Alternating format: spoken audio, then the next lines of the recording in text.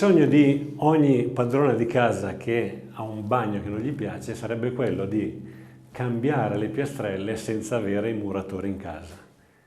Non si può di solito, ma noi abbiamo trovato una soluzione, soprattutto con istinto.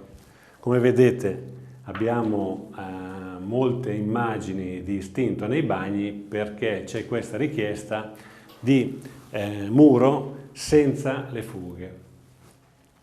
Normalmente sulle piastrelle non ci si può andare, ma abbiamo fatto un primus aggrappante che si attacca benissimo sulle piastrelle verticali. Cosa bisogna fare per poterlo fare? Semplicemente sgrassare la parete e poi andiamo ad applicare direttamente questo primus aggrappante. Vi faccio vedere come si fa.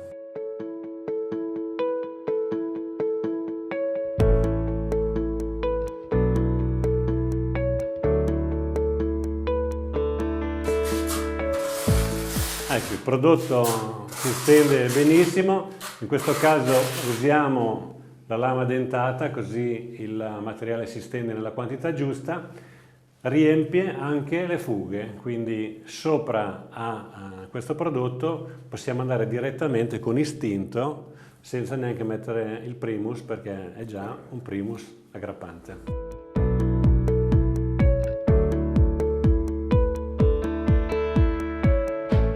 Dopo che abbiamo steso il prodotto con la parte della spatola dentata, andremo a lisciarlo per cancellare queste righe che altrimenti resterebbero dentro nel primus aggrappante. Bene, un lavoro molto semplice, questo deve asciugare, domani vediamo l'aggrappaggio, importantissimo. Consumi con una latta mediamente si fanno 7-8 metri quadri. Bene, ci vediamo domani mattina quando è asciutto per l'applicazione di istinto. Ecco qua, la notte passata, prodotto completamente asciutto, le fughe sono coperte.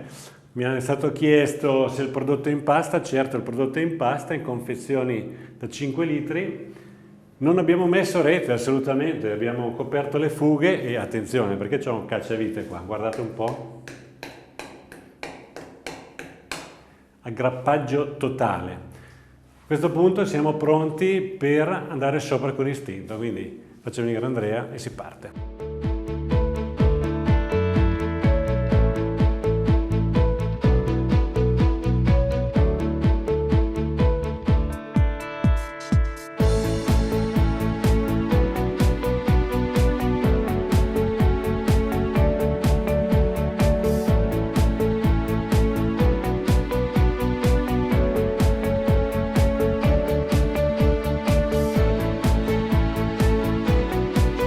Eccoci qua, adesso abbiamo messo istinto, facciamo una bella pietra spaccata, la voglio disegnata appena appena, non molto profonda. Abbiamo messo un po' di materiale perché disegnando con le righe sotto, cioè con la spatola dentata, assorbe molto e poi dobbiamo andare a coprire le fughe. Come vedete qua le fughe non si vedono più.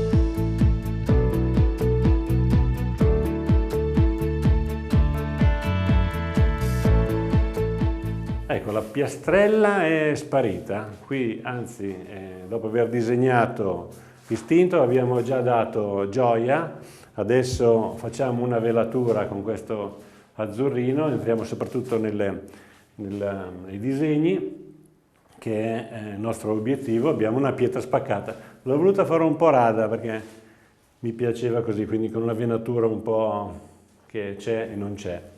Quello che però ci interessa qua è il sistema applicativo sulla piastrella. Avevamo una piastrella e adesso abbiamo una pietra spaccata. Questo è quello che volevamo far vedere.